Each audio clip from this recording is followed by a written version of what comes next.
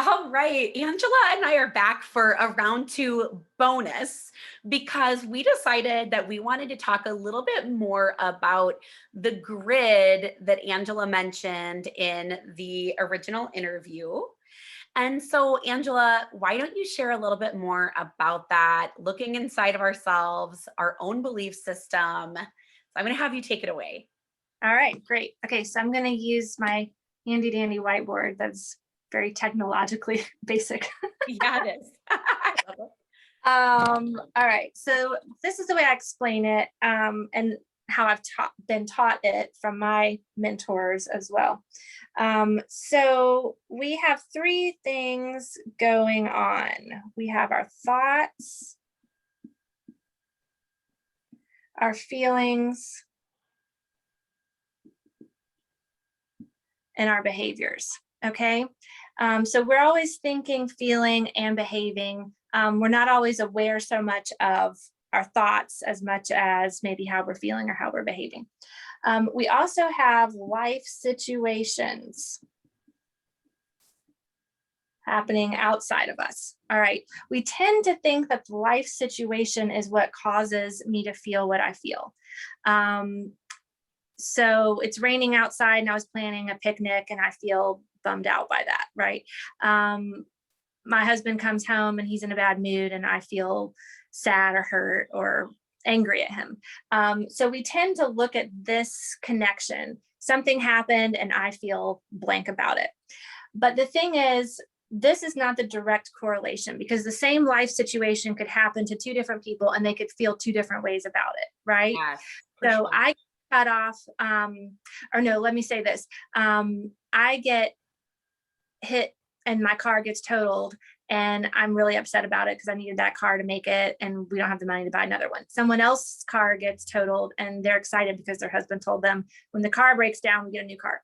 Okay, so it isn't the situation that causes the feeling that we're having. So if we apply this to parenting, it isn't my kid having a tantrum that causes me to feel afraid or frustrated or angry. Okay, it's what I believe about the situation that causes me to feel what I feel. Okay, so this is not the direct connection. Everyone has what we're going to call a grid. You could also think of it as your specific set of glasses, the lens that you see the world through. Okay, so this is your belief system, and we all have one, and none of them are 100% accurate or realistic or healthy. Okay, because nobody was raised by a perfect parent. So we're not here to bash parents and say, you know, this is all your mom or dad's fault because they didn't raise you right. That's not what we're saying. But we all have, because we live in a fallen world, an imperfect world, we all have a slightly skewed or very skewed grid. Your grid is developed between the ages of 3 and 6 years old. Okay. Plus any trauma that you experience, no matter how old you are. Okay, but specifically this time period is when your brain is putting together how the world works.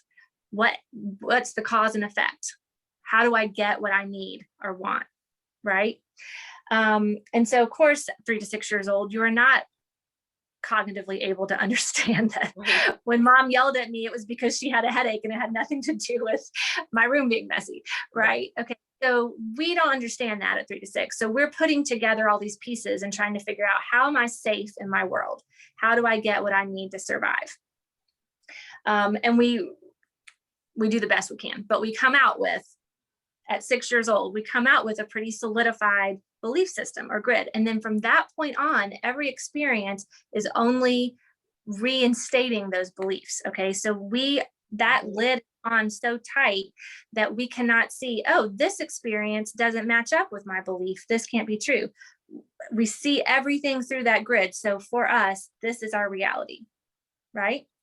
Yeah. Okay. So we come up with this belief system, and all of this is in order to be safe or in order to survive. Okay. So I'll use myself as an example. I'm a firstborn female. I'm over responsible. I think it's my job to save the world and take care of everybody. That's why we can. Okay. So my belief that I kind of live out of, if that isn't checked, right? I must be perfect. It's not okay for me to make mistakes. It's not okay for me to not know. Okay. So because of the way I grew up and my family and my situation, and I'm not saying my mom and dad told me I had to be perfect, but I just gathered from my surroundings that I had to be a good girl. I had to dress nice. I had to be mature. I had to be responsible. I had to take care of everybody. And when I did that, everything felt better in my house, right? So I felt safe. I felt like I had a place. I either got attention for that, or I felt approval for that, Right. right? Okay, so that's just an example. I must be perfect. Okay, so my kid throws a temper tantrum in the grocery store. Raise your hand if you've experienced that one. I bet everybody's raising their hand. If you take your kid to the grocery store. Yeah, right? Okay, so people are giving me looks, right? Rolling their eyes, or maybe just walking away.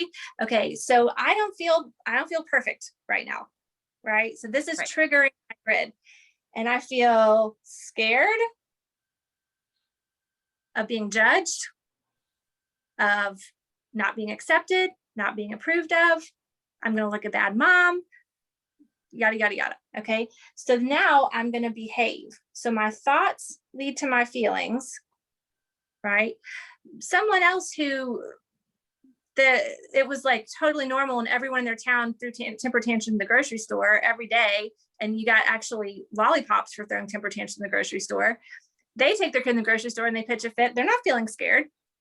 They're not feeling anything. They're like, what's the big deal? Right. Okay. But because of my grid, what I believe about myself, in order to be okay, I have to be perfect. My kid throws a temper tantrum in the store. I don't look perfect. I'm scared. Now I'm going to behave. Yep. All of our behavior is in order to decrease bad feelings and increase good feelings. Okay. So if you think of it physically, if I'm cold, I put on a jacket. If I have a headache, I take Tylenol. If I'm tired, I go to sleep. Right. So any feeling that's uncomfortable, I'm going to behave in a way to decrease the bad feeling, increase the good feeling. Same thing emotionally. I don't like this feeling of being scared. I got to do something about it. So now I'm going to try to control the situation. Okay. And I might do that through bribing the kid, like, hey, if you'll be good, I'll give you, something when we get home. I might do it by shaming the kid, like, how dare you do this? You're acting like you're 2. And everyone knows 7-year-olds don't, throw tantrums at the grocery store. I might do it by just yelling at them, berating them, what's wrong, this whole thing. Some way or another, I'm going to try to control the situation so that I don't feel scared anymore and I look like a good parent again. Yeah. This reminds me so much of the Enneagram. So I'm the Enneagram practitioner. So this is kind of like, this is life, right? And then, and then the Enneagram is kind of like, for each number, what does your flow look like? And then how can you replace it with something else to path towards growth and integration, rather than like, this is basically what we do in stress, right? Right. Yeah. Okay. So there's the other things, like I must keep peace. Like my family can't ever fight, maybe. Right. Or, you name it. There's so many things you could put over here, and this is just one. But so when we behave, and maybe I do get my kid to shut up or, quit crying or whatever. And now I'm so scared anymore. And now I can go back to believing I must be perfect. And I think I've handled the situation, but I still have this belief, right? I haven't challenged this. So the next time it does whatever they do, it's going to mess with this. And I'm going to go back through this whole cycle, right? A lot of times this behavior that we have started doing to deal with this feeling can actually start causing more stressful life situations. And we're just totally stuck in this continuum. Absolutely. Right? Yes. Okay. So what do I need to do? Obviously, this is my problem, right? I've got to challenge this belief. Do I really have to be perfect to be okay? Can I accept myself? Can I love myself? Can I give myself grace? Can I let people love me and accept me? Can I let people know that I'm not perfect? Right? So if I will start behaving opposite, I'm going to feel this feeling, right? Because this is the whole reason I've been doing this, is not to feel this. So Right. if I control and I allow the thing to be scary and messy, I'm going to feel this, but then I'm going to find out this won't kill me. Yep. It's okay to be anxious and scared. I will survive. I'll get through it. Yep. And then when I do, I find out, oh, I don't have to be perfect to be okay. Right? I'm still here. I'm still breathing. The world's still turning. Sun's still shining. Yep.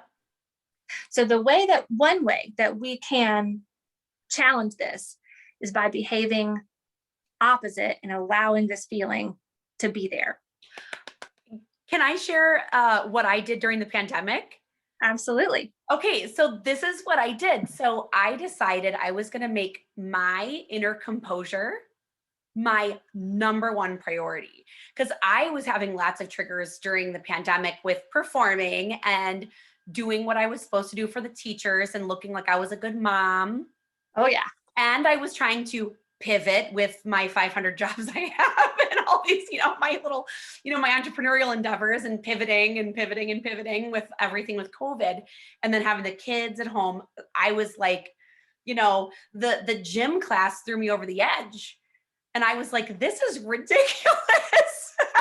And so I made my composure my number one priority. And so I did the behavior changed. Instead of being triggered by, oh no, I'm not going to look perfect or look like I'm a good mom, from, that led to like my, me feeling scared and like I'm not worthy or whatever, to like, so I did kept my composure, and it totally changed. And it made me realize, like I found the solution. Like, I'm just going to tell the gym teacher we rode bikes for an hour and that's okay. And like, that's going to be me taking control of my kids' education. And like, that's awesome. And so it really did. It was like changing this it opened up my mind and my heart to all these solutions that when I was in the pattern, I could not see. Mm-hmm. So I can like attest to this plan of how powerful it really is. That's Absolutely. so cool. Yeah, I'm glad I had to add that on there. I think that's important, and I hope it'll be helpful for everyone. Yes, absolutely. Thank you so much, Angela. I You're really appreciate you showing us that. Yay. All right. Bye, everyone.